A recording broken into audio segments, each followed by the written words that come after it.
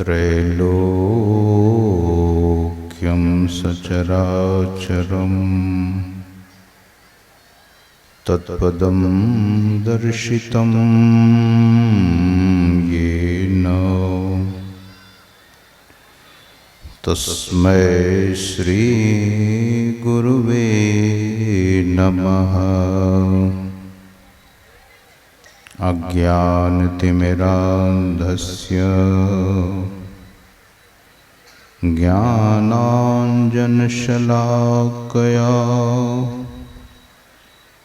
चक्षुरुन्मीलितं येन तस्मै श्री गुरुवे नमः। चैतन्यः शाश्वतः शान्तः व्योमातीतः निरञ्जनः बिन्दुनादकलातीतः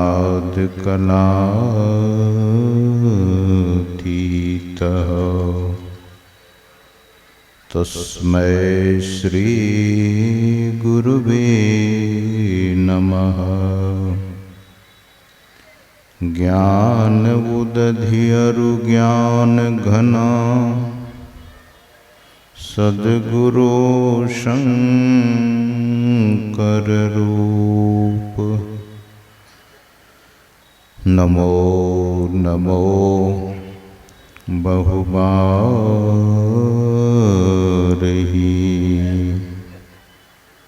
सकल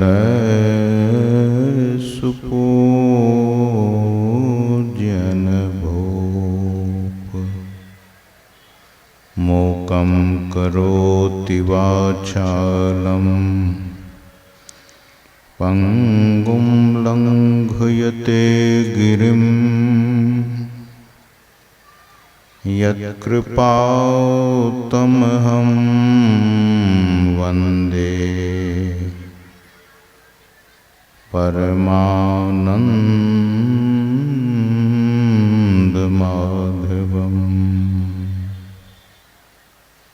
बोलिए श्री सद्गुरु महाराज की जय।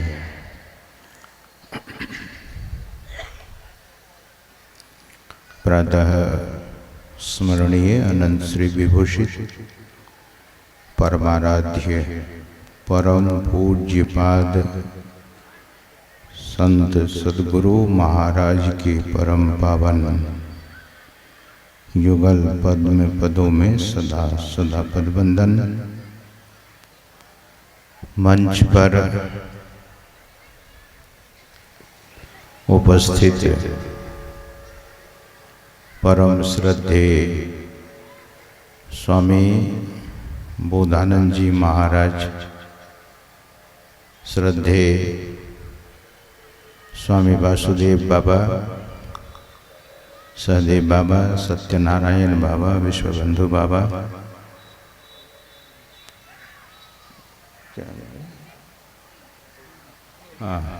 स्वामी प्रियनाथ बाबा, विद्वज्जन गुरुजन, सत्संग में समुपस्थित परम सम्माननीय सत्संग प्रेमियों, सदात्माओं, भक्तिमती माताओं एवं करुणामयी बहनों,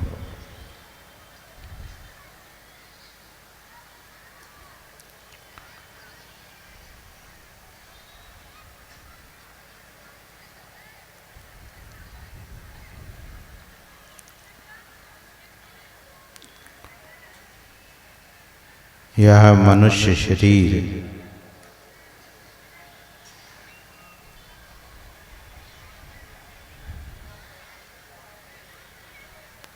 मानव शरीर के संबंध में कहा गया है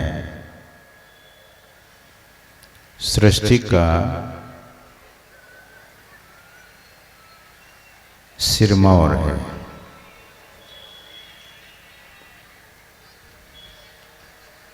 The crown of creation is the human body.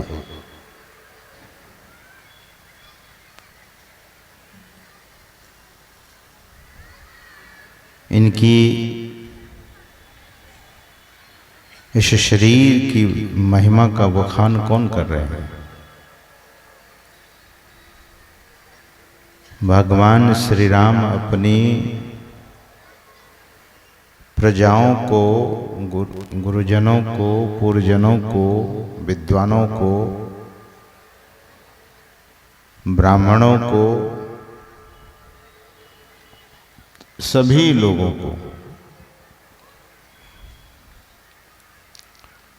बुलाकर उपदेश करते हैं कि बड़े भाग मानुष तन पावा।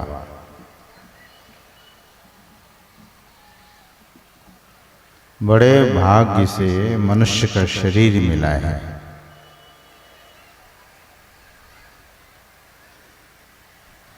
शरीर से सभी लोग प्रेम करते हैं। Your body is very precious to you. बहुत प्रिय है यह शरीर।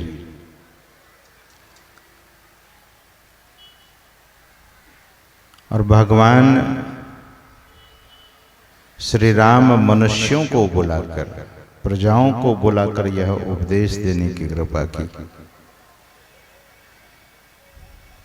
इतना ही नहीं, भगवान कहते हैं कि सुर दुर्लभ, देवताओं के लिए भी यह दुर्लभ है।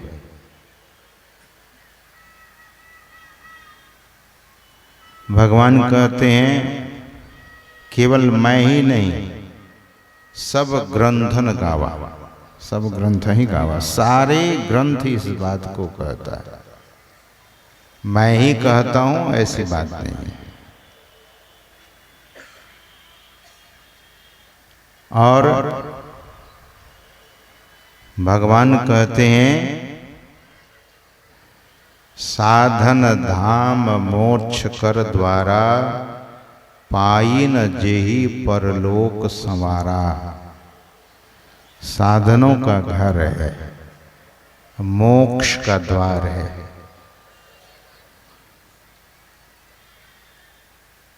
सभी साधनों का घर है। और भगवान कहते हैं कि the door of liberation is lying down in your human body, in your precious human body. आपके, हम आपका या जो प्रिय शरीर है, इसी में मोक्ष का द्वार है। मोक्ष का द्वार और कहीं नहीं है। शमशान भूमि में लिखा रहता है मोक्ष धाम, मुक्ति धाम। शरीर, स्थूल शरीर को जहां जलाया जाता है, लेकिन जिस शरीर को जलाया जाता है वो तो पहले ही चला जाता है। यह शरीर मोक्ष का द्वार है। लेकिन कब तक? After living your body is not possible. शरीर छोड़ने के बाद संभव नहीं है। शरीर के रहते ही संभव है। इसीलिए तो शरीर के रहते भगवान उपदेश दे रहे हैं। भगवान कहते हैं मोक्ष कर द्वारा पाइन जेहि परलोक संवारा। सो परत्र दुख पावही, सिर धुनि धुनि पछताए। काल ही कर्म ही ईश्वर ही मिथ्या दोष लगाए। फिर भगवान क्या कहते हैं? यही तन कर फल विषय न भाई, स्वर्गौ स्वल्प अंत दुखदाई। कभी कभी कुछ फिलॉसफर जब कुछ बात बोलते हैं तो कहते हैं कि इस बात को ठीक से सुन लीजिए। एडवोकेट, लॉयर जब जज के सामने बहस करता है, इसमें शायद कोई लॉयर होंगे, एडवोकेट होंगे, तो उस समय क्या कहता है, पॉइंट टू बी नोटेड, इसको नोट कर लिया जाए। क्या है, यही तन कर फल विषय न भाई। विषय के लिए नहीं है, सेंस प्लेजर के लिए नहीं है। Pleasure will give you the pressure. Pleasure जो सेंस प्लेजर है, this is not ultimate happiness. यह सुख जो विषय सुख है,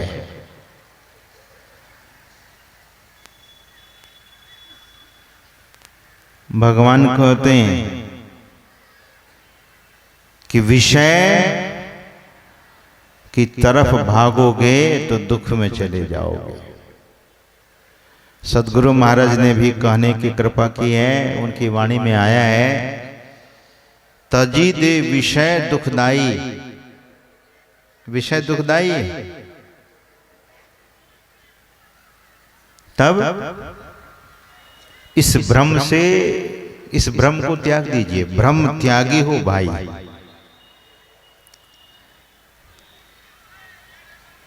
जीव भ्रम में पड़ा हुआ है। यही तन कर फल विषय न भाई। वेरी क्लियर, बहुत स्पष्ट रूप में भगवान कहते हैं।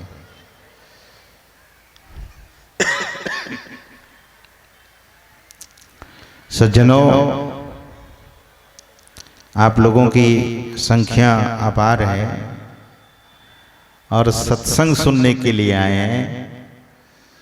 यह जो मानव शरीर की उपादेयता, मानव शरीर की सार्थकता के बारे में पाठ हुआ है, न जाने आप लोग सत्संगी भाई बंधु लोग हैं, सज्जन वृंद हैं, माता बहन हैं, बहुत बार सुने होंगे, लेकिन एक ही पंक्ति पर आज सुनिए। मैं एक ही पंक्ति पर सुनाऊंगा।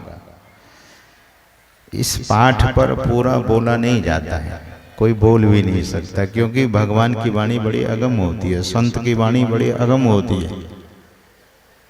इट हैज इट्स ओन डेप्थनेस, बड़ी गहराई होती है इसमें।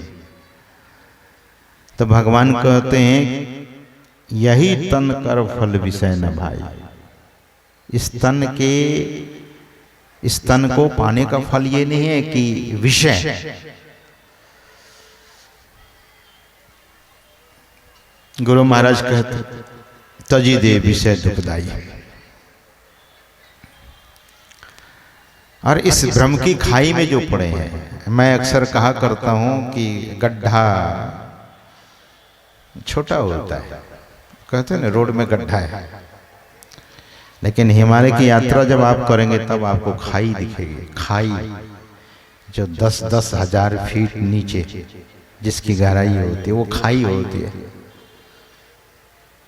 ऊपर से नीचे उस खाई में कोई गिरता है तो सोचेगा कि अब ऊपर कैसे आएंगे। तो ये भ्रम की खाई में ना पड़े।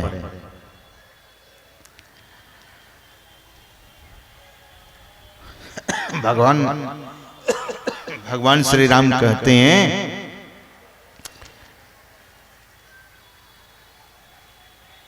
स्वर्ग का सुख भी स्वल्प, स्वर्ग वो स्वल्प, और फाइनली क्या है, अंत दुखदाई, अंततः दुख ही देगा।